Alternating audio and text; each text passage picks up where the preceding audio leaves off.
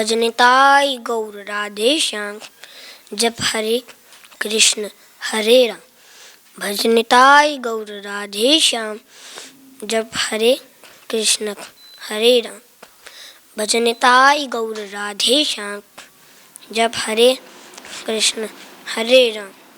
हरे कृष्णा कृष्णा कृष्णा हरे हरे, हरे राम राम राम हरे हरे।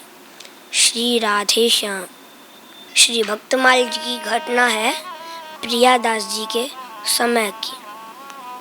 अलवर में एक सेठ रहते थे। वो ग्रस्त थे और उन्होंने भक्तमाल की महिमा सुनी थी।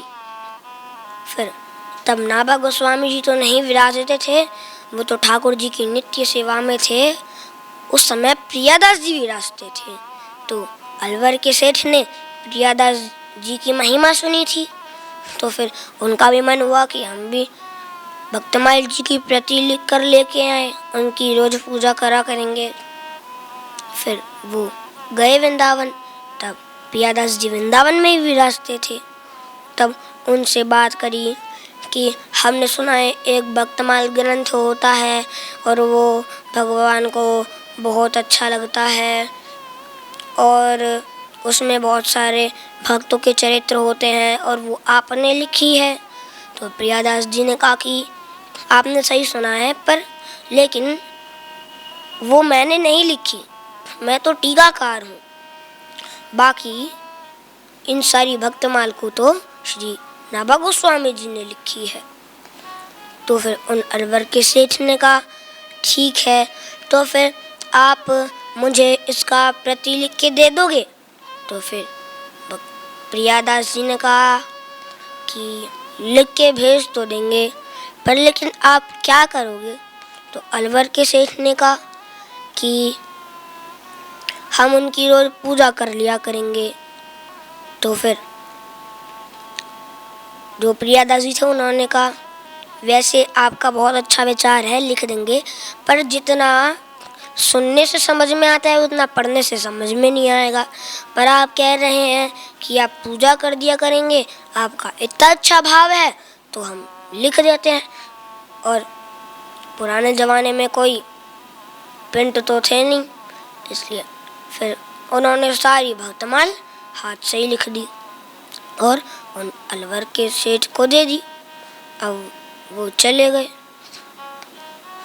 अब वहाँ पे अपने बच्चों को पहले से ही बता दिया था कि देखो, जब मैं मरने लगूँ ना, तब तुम ये मेरे सीने पे रख देना। और जब वो लाए थे तब उन्होंने एक अलमारी में भक्तमाल जी की प्रति को रखकर पूजा वंदना अर्चना कर दी थी। पर वो तो व्यापारी सेठ थे, बस उन्होंने एक ही बार अर्चना, एक ही बार तुलसी, एक ही बार सब कुछ, बस एक ही बार हो गया सब कुछ। ठीक है, धीरे धीरे दिन बीतने लगे। सेठ जी बूढ़े होते गए। फिर सेठ का मरने का समय आया। फिर जो उनके बच्चे थे, अब वो बार बार ऐसे इशारा करें, बोल तो नहीं सकते, बार बार ऐसे इशारा करें, बार बार ऐसे इशारा करें, बोल तो नहीं सके, उस अलमारी की और इशारा करें। अब बच्चे समझे नहीं। एक बच्चे ने कहा हो सकता है कोई धनगढ़ा हो, इनके पास रख दो। फिर दूसरे बच्चे ने कहा अलमारी खोल के तो देखो। जैसे अलमारी खोली वैसे सामने जिप्पो थी। तो उन्होंने एक बच्चे को बताया, अरे हाँ, पिताजी ने कहा था कि जब मैं मरने लगूं तब मेरे सीने पे रख देना। तब बच्चों ने उठाई और अलवर के सेठ के सीने पे रख दी। अब रख दी।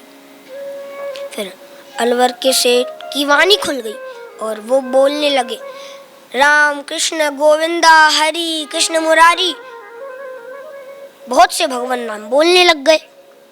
अब जो उनके बच्चे थे उन्होंने कहा कि पिताजी आपको क्या हो गया था?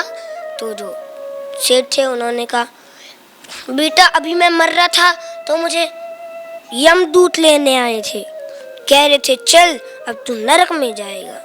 और देखो जैसे ही तुमने मेरे सीने के ऊपर भक्तमाल की पोथी रखी तब क्या होने लग गया? तब मेरे इस और मीराबाई जी हैं, मेरे इस और तुलसीदास जी हैं, मेरे इस और रैदास जी हैं, मेरे इस और नाभा गोस्वामी जी, पूरा मैं संतों से घिरा हुआ हूँ। और वो मुझे कह रहे हैं कि चलो ठाकुर जी के धाम चलो। अब मैं ठाकुर जी का नाम लेते हुए ठाकुर जी के धाम जाना हूँ। ऐसा कहते कहते अलवर के सेठ ने प्राण छोड़ दिए, जो अलवर में रहते थे। अब ठीक है, तो जो उनके बच्चे थे वो भी बड़े हो गए थे। उन्होंने नियम बना लिया कि जिसका भी शरीर छूटेगा उसके सीने पे ये भक्तमाल की प्रति रखी जाएगी, जिससे सबका उद्धार हो जाए।